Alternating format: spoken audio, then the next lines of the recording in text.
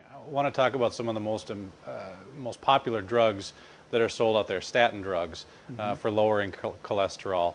A number of them have been pulled off the market after being on a couple of years and then being found out that they are dangerous. What's your thought on the whole premise of those kinds of drugs? It's mass murder. It always leads to hardening of the liver. It always cuts off at least 20 years of your lifespan.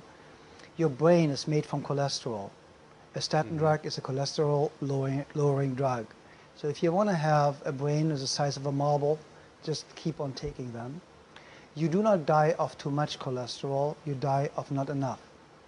And I will say this one more time, you do not die of too much cholesterol. There is no such thing as too much cholesterol. You die only from not enough.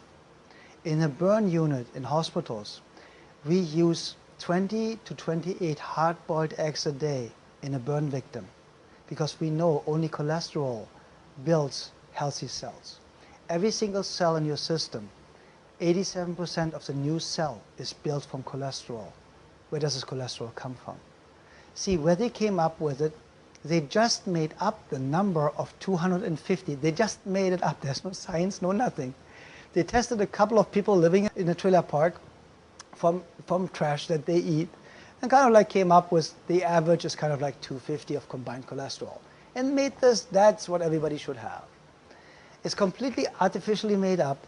I have patients that have cholesterol of 600, they're the healthiest people, never been sick, and you know where the mist comes from?